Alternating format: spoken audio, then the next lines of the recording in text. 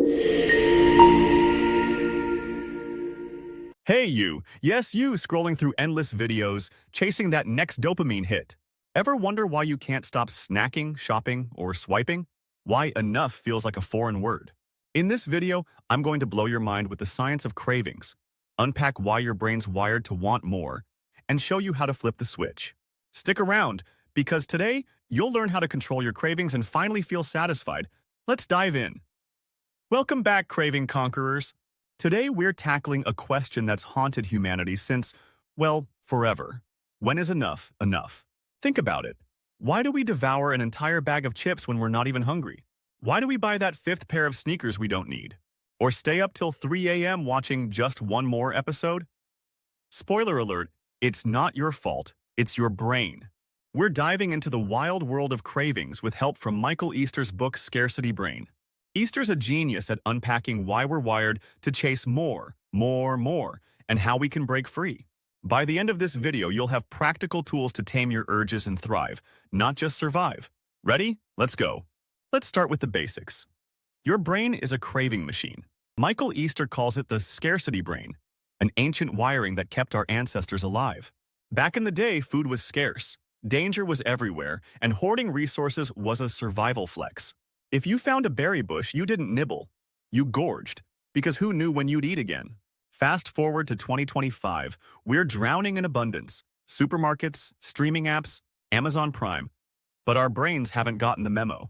Easter explains this with something called the scarcity loop. It's a three-step trap. Opportunity, like spotting a buy one, get one free deal. Action, you grab it, swipe it, eat it. Reward. Dopamine floods your system, screaming, yes, do that again.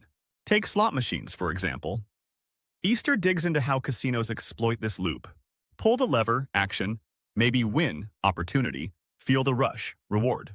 Before you know it, you're broke, but your brain's begging for more. Sound familiar?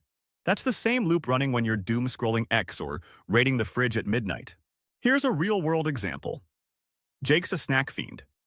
One night he opens a bag of Doritos. Just a handful, he says. 30 minutes later, the bag's empty, and he's licking orange dust off his fingers, wondering what happened. That's scarcity brain in action, telling us more is better, even when it's not. So, what's the big deal? If cravings feel good, why fight them? Well, here's the kicker. They're stealing your life. Easter argues that this chase for more keeps us stuck in a cycle of dissatisfaction. More stuff, more food, more likes, it never fills the void. Let's talk sugar. In Scarcity Brain, Easter cites how our ancestors rarely found sweets, maybe some honey if they were lucky. Today, we've got candy aisles, iced lattes, and TikTok dessert hacks. The average American eats 17 teaspoons of added sugar a day, way past the recommended 6.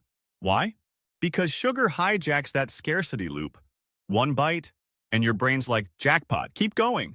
But then you crash, bloated, foggy, and still craving, or take online shopping. I'll confess, I once bought a $50 gadget I didn't need because it was on sale. Felt great for an hour, until it joined the pile of unused junk in my closet. Easter calls this the abundance paradox. We've got so much, yet we feel so empty. And don't get me started on social media. Ever notice how you'll scroll X for hours, chasing likes or drama, only to feel drained? Easter points to studies showing how these platforms are built to keep us hooked. Endless notifications feeding that scarcity loop. The cost? Time, energy, and a nagging sense that nothing's ever enough. Here's the truth.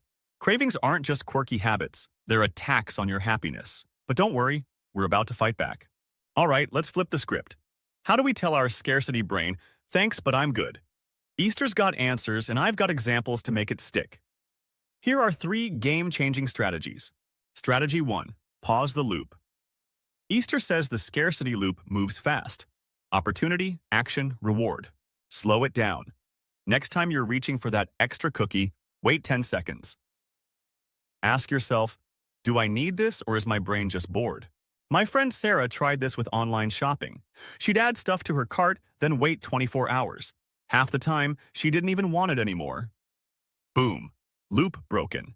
Strategy 2. Seek the hard stuff. Easter's big on this. Our brains thrive on challenge, not comfort. He talks about people who ditch the easy dopamine hits, like junk food or Netflix binges, for tougher pursuits. Think hiking over scrolling, cooking over takeout.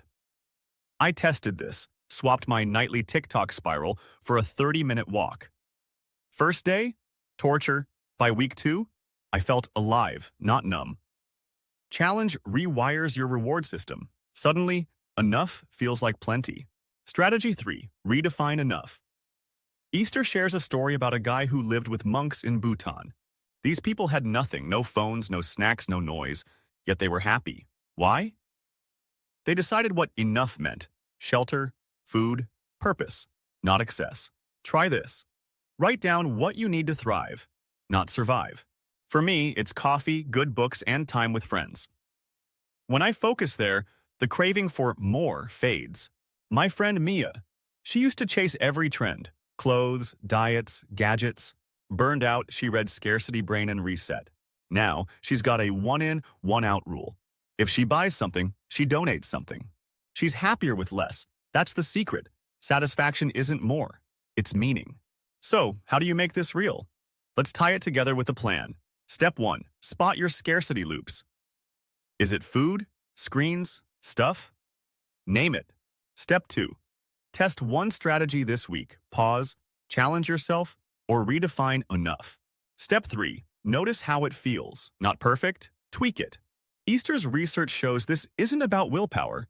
It's about rewiring. Like building a muscle, it gets easier. Imagine this. A month from now, you're snacking because you're hungry, not restless. You're buying what you love, not what's on sale. You're scrolling less, living more. That's thriving. There you have it, friends. When is enough? Enough. When you decide it is. Your cravings don't own you. Your scarcity brain's just loud, not in charge. Take one step today. Pause that loop, chase a challenge, or write your enough list. I'm doing it with you. I seriously recommend that you make the time to read Scarcity Brain. If anything, it will keep you engaged and encouraged to do better. If this hit home, smash that like button, subscribe, and drop a comment. What's your biggest craving to conquer? Let's inspire each other. You've got the tools, you've got the power. Now go thrive. I'll see you in the next one.